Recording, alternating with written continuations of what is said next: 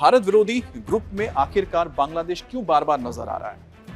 अब सोचिए कि चीन के साथ भारत के जो रिश्ते हैं ये दुनिया जानती है। लड़ाई भी लड़ चुके हैं और कभी ना कभी भिड़ते भी रहते हैं। 2020 में तो गलवान का ये वाक़ा हुआ था।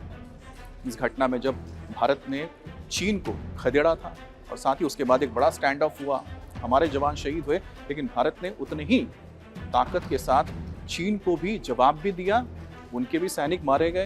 हालांकि चीन ने कभी इसको एक्सेप्ट नहीं किया, लेकिन उसको जो झटका लगा था उसके बाद से वो अभी भी सीधा है।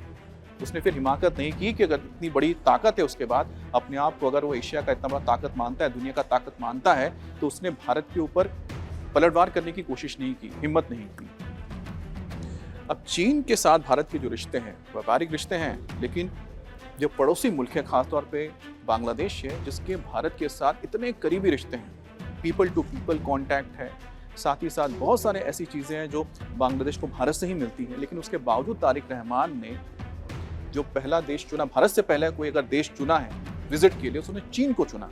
और ना सिर्फ चीन को चुना, बल्कि चीन में जाके उसने भारत के खिलाफ कुछ चीज़ें भी की हैं, जिसमें सबसे महत्वपूर्ण है कि भारत में जो सिलीगुड़ी कॉरिडोर है उस इलाके में वो चीन को प्रोजेक्ट्स देने के लिए तैयार हो गया, जिसमें तीस्ता नदी पर एक बराज या डैम बनाने का, और साथ ही साथ मोनीर हाट सिलीगुड़ी कॉरिडोर के बहुत ही करीब पड़ता है, जैसे चिकन नेक कहा जाता है, उसके करीब मोनीर हाट में एक पुराने एयरफील्ड को डेवलप करके एयरपोर्ट बनाने का भी जिक्र लगातार इन दोनों देशों की बातचीत में निकल कर आया। हालांकि ऑफिशियल कुछ भी नहीं हुआ है, लेकिन ये बातचीत हुई।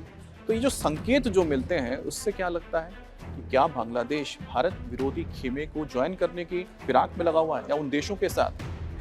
अब पाकिस्तान के साथ आप सोचिए एंगेजमेंट कितने बढ़ गए। हालांकि मोहम्मद यूनिस जैसे ही शेख हसीना को हटाया गया, तख्ता पलट किया गया, और ठीक उसके बाद जब मोहम्मद यूनिस आए तो मोहम्मद यूनिस ने भी आखिर यही किया ना। मोहम्मद यूनिस ने आखिर सबसे पहले चीन को, भारत को हटाया मोंगला पोर्ट से, और उसके एसईजेड को डेवलप करने के लिए ये कॉन्ट्रैक्ट दे दिया चीन को। अब इसके बाद जब तारिक रहमान आए तो तारिक रहमान ने उसको भलटा नहीं, तारिक रहमान ने उसी को फॉलो किया। और जिस तरह से मोहम्मद यूनिस ने आते ही पाकिस्तान के आईएसआई के लिए अपने दरवाजे खोल दिए, वहाँ की सेना के लिए दरवाजे खोल दिए, उसको भी तारिक रहमान ने बंद नहीं किया, तारिक रहमान ने भी खोल के रखा हुआ है। तो तारिक रहमान लगातार एंगेज हो रहे हैं, क्योंकि उनके ऊपर दबाव है उन कट्टरपंथियों का जिन्होंने बीएनपी को सपोर्ट किया, और साथ ही साथ जमाते इस्लामी का, जो जमाते इस्लामी बांग्लादेश है, उसका भी। तो ये जो तमाम जो कट्टरपंथी सोच मिलकर इस वक्त बांग्लादेश की सत्ता को चला रहे हैं, यही वजह है कि भारत विरोधी खेमे में बांग्लादेश नजर आ रहा है, चाहे चीन हो, पाकिस्तान हो। अब आते हैं तीसरे सवाल पर। मक्का समझौते में क्यों शामिल होना चाहता है बांग्लादेश?